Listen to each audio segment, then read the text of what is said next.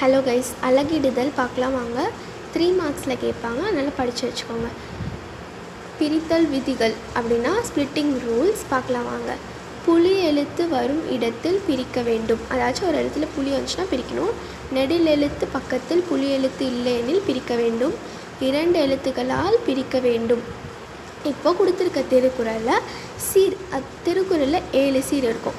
அந்த சீரை இந்த வரிசையில் எழுதிக்கோங்க. சீருன்னு போட்டு அசை வாய்ப்பாடு அப்படி தான் பிரிக்க போகிறோம். இப்போ சீர் பாருங்கள். முதல் ரூல்ஸ் என்னென்னா புலி எழுத்து வரும் இடத்தில் பிரிக்க வேண்டும். அப்போது புலி எழுத்து வர இடத்துல பிரிக்கணும். இந்த லாஸ்ட்டில் பிரிக்கிறதும் ஒன்று தான், பிரிக்காமல் இருக்கிறதும் ஒன்று தான். ஏன்னா அதுக்கப்புறம் எந்த வேர்ட்ஸும் இல்லை. ஸோ நீங்கள் பிரிக்க தேவையில்லை. அப்போது நீங்கள் அதுக்கப்புறம் என்ன பண்ணணும் பாருங்கள். அந்த இதுக்கப்புறம் புளி வச்ச எழுத்துக்கப்புறம் ஸ்ப்ளிட் பண்ணணும். அது போட்டுறீங்களா, ஸ்ப்ளிட் பண்ணுறீங்களா, லாஸ்ட்டில் நீங்கள் பண்ண தேவையில்லை. அது மாதிரி எல்லாமே ஸ்ப்ளிட் பண்ணிக்கோங்க. இப்போது செகண்ட் ரூல்ஸ் பாருங்கள். என்னது? நெடில் எழுத்தின் பக்கத்தில் புலி எழுத்து இல்லையெனில் பிரிக்க வேண்டும். ஒரு நெடில் பக்கத்தில் புலி எழுத்து இல்லைன்னா பிரிக்கணும். இப்போது ஒரு நெடில் இருக்குது, இங்கே பாருங்கள், கா. அந்த கா பக்கத்தில் ஒரு ஒற்று இல்லை, அதனால் பிரிக்கணும். அதை பிரிச்சுக்கலாம். இப்போ பார்த்தீங்கன்னா இக்கு கூட்டல் ஐ கை, கை வந்து நெடில், அதனால் கை பக்கத்துலேயும் பிரிக்கணும், பிரிச்சுக்கிறோம்.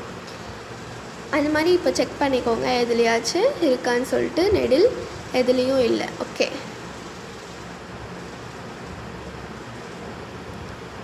அப்படியே ஒரு சீராக செக் பண்ணிகிட்டே வாங்க. இப்போ தேர்ட் ஒன் போகலாம்.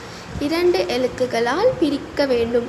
2 எழுத்தாக பிரிக்கணும். இப்போ பாருங்கள், கா ரு 2 எழுத்து இருக்கா, பிரிக்கணும். இந்த ஒற்று இருக்குல்ல, அதை நம்ம கன்சிடரே பண்ணிக்கக்கூடாது. அது இருக்கதாகவே நம்ம எடுக்கக்கூடாது. அது இல்லை இப்போது உங்களுக்கு, அவ்வளோதான். அந்த மாதிரி எடுத்துக்கணும். 2 எழுத்தாக ஸ்ப்ளிட் பண்ணுங்கள். ஆறு, வினை, அந்த மாதிரி ஸ்ப்ளிட் பண்ணிக்கோங்க. 2 வேர்டு இருக்கணும், அந்த மாதிரி ஸ்ப்ளிட் பண்ணிக்கோங்க. ஸ்ப்ளிட் பண்ணியாச்சா? இப்போது அசை பிரிக்கலாம் வாங்க. இப்போது 2 இருந்துச்சுன்னா அது நிறை, 2 வேர்டு இருந்துச்சுன்னா அது நிறை, ஒரு வேர்டு இருந்துச்சுன்னா அது நேர். அதாச்சும் ஒற்று கன்சிடர் பண்ணிக்கக்கூடாது. ஒற்றுன்னு இருக்கிறது அதை கன்சிடரே பண்ணிக்கூடாது. அது இல்லாமல் 2 வேர்டு இருக்கிறது நிறை, ஒரு வேர்டு இருக்கிறது நேர். இங்கே பார்த்தீங்கன்னா கரு நிறை, வியு அதுவும் நிறை, 2 வேர்டு இருக்குது, அதனால் நிறை. இது பாருங்கள் காலம். நான் ஃபஸ்ட்டு என்ன சொன்னேன், இது மாற்றி பண்ணிகிட்ருக்கோம். இங்கே பார்த்தீங்கன்னா காலமும் அப்படின்னு இருக்குது. அப்போது என்ன பண்ணணும், பக்கத்தில் தான் ஸ்ப்ளிட் பண்ணணும். ஆனால் நம்ம என்ன பண்ணிட்டோம், கால அப்படி ஸ்ப்ளிட் பண்ணியிருக்கோம். அப்போ தப்பாயிடும். இங்கே நேர் வரா மாதிரி தான் இருக்கும். ஸோ கரெக்டாக ஸ்ப்ளிட் பண்ணிக்கிறேன். அங்கே ஸ்ப்ளிட்டிங் வராது, பக்கத்தில் தான் ஸ்ப்ளிட்டிங் வரும். அப்போது இது நேர் ஆகிடும், இது நிறை ஆகிடும். அதுவும் மாற்றிக்கோங்க. இங்கே நிறை தான் வரும், நேர்நிறை கூவிலம்னு வரும். ஸோ அது மட்டும் மாற்றிக்கோங்க. அது மட்டும் தப்பாயிடுச்சு. இப்போ செகண்ட் ஒன்றும் அதே மாதிரி, எல்லாமே அதே மாதிரி தான் ஸ்ப்ளிட் பண்ண போகிறீங்க. அந்த ஒற்று எழுத்து கன்சிடர் பண்ணிக்கக்கூடாது. அது இல்லாமல் ஒரு எழுத்து இருந்ததுன்னா நேர், 2 எழுத்து இருந்ததுன்னா நிறை. அந்த மாதிரி எல்லாத்தையும் ஸ்ப்ளிட் பண்ணிகிட்டே வாங்க. நான் எப்படி பண்ணியிருக்கேன்னு பாருங்கள். அது மட்டும் மாற்றிக்கோங்க. ஆக்சுவலி அது நேர் நிறைன்னு வரும். நம்ம இந்த பிரிக்கிறதுல மிஸ்டேக் பண்ணிட்டோன்னா நம்மளுக்கு அசையும் தப்பாயிடும், வாய்ப்பாடும் தப்பாயிடும். அதனால் அதை பண்ணிவிட்டு ஒன்ஸ் செக் பண்ணிக்கோங்க. ஸோ அதோட அசை நேர் நிறை வரும். காலமுமோட அசை நேர் நிறை. அது மட்டும் மாற்றிக்கோங்க.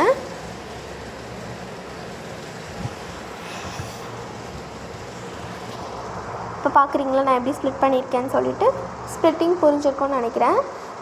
அசை எப்படி எழுதுறனோ புரிஞ்சிருக்கோம். லாஸ்ட் ஒன் பாருங்கள், தம்மை. அது நிறை, சூ இருக்குது. அப்போனா பூ அந்த வரிசையில் எடுத்துக்கணும். அப்போது நிறைவு. அந்த லாஸ்ட் ஒனுக்கு தனி வாய்ப்பாடு இருக்குது, அதுவும் நம்ம படிக்கணும். இதுக்கும் தனி வாய்ப்பாடு இருக்குது. இந்த வாய்ப்பாடெல்லாம் படித்தா தான் நம்ம வாய்ப்பாடு எழுத முடியும். இப்போ பாருங்கள், நிறை கருவிலம். இது என்ன சொன்னால், இது தப்பாக இருக்குதுன்னு சொன்னேன். அப்போ நீங்கள் என்ன சொல்லணும், நேர் நிறை என்ன வரும், கூவிலம். அது எழுதிக்கோங்க. நான் தப்பாயிடுச்சு. அதுக்கப்புறம் நேர் தேமா. அப்புறம் 3வது சீர் பாருங்கள், நேர் வந்துச்சுன்னா காய், நிறை வந்துச்சுன்னா கனி. அப்போ இங்கே நேர் வந்திருக்கு. அப்போ இங்கே என்ன வரும், தேமாங்காய் வருமா? இதுக்கெலாம் ஸ்பெல்லிங் கரெக்டாக எழுதிக்கோங்க. நான் ஃபோன் வச்சுட்டு எழுதுறதுனால அந்தளவுக்கு வாட்ட வரல எனக்கு. நேர் தேமா. நிறை என்னது, கருவிலம். ப்ளஸ் இங்கே என்ன இருக்குது, நேர் இருக்குது, அப்போது கருவிலங்காய் அப்படி எழுதணும். கருவிலங்காய்.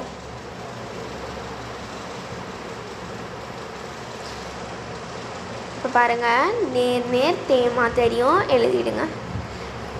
லாஸ்ட்டு வாய்ப்பாடு படிக்கணும். நிறைவு வந்துச்சுன்னா பிறப்பு வாய்ப்பாடு, அது எழுதிக்கோங்க.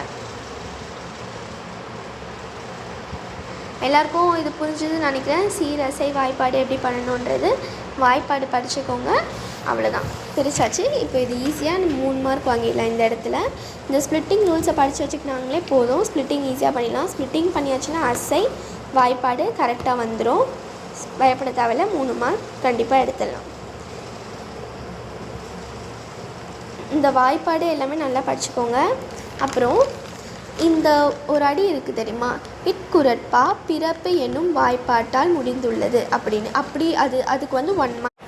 பிறப்பு அப்படின்ற வாய்ப்பாட்டில் முடிஞ்சதுனால இந்த மாதிரி எழுதியிருக்கோம், இட்குரப்பா பிறப்பு என்னும் வாய்ப்பாட்டால் முடிந்துள்ளது என்று. நீங்கள் வந்து எந்த வாய்ப்பாட்டில் முடியுதோ அந்த இடத்துல அதை சப்ஸ்டியூட் பண்ணி எழுதுங்க. இதுக்கு 1 மார்க் கம்பல்சரி எழுதணும். இந்த அலகிடுதல் எல்லாருக்கும் புரிஞ்சுதுன்னு நினைக்கிறேன். இந்த பிரிதல் விதிகளை ஃபாலோ பண்ணுங்கள். சீரை கரெக்டாக எழுதுங்க, ஸ்பெல்லிங் மிஸ்டேக் இல்லாமல். அப்போ தான் வந்து கரெக்டாக எழுத வரும். அசை கரெக்டாக பிரிங்க. சீர் எழுதினீங்கன்னா அசை கண்டிப்பாக வரும். வாய்ப்பாடு கவனமாக படிச்சுட்டு போங்க, எழுதுங்க. 3 மார்க் உங்கள் கையில். தேங்க்ஸ் ஃபார் வாட்சிங். இது புரிஞ்சிருந்துச்சுன்னா கண்டிப்பாக சப்ஸ்கிரைப் பண்ணுங்கள்.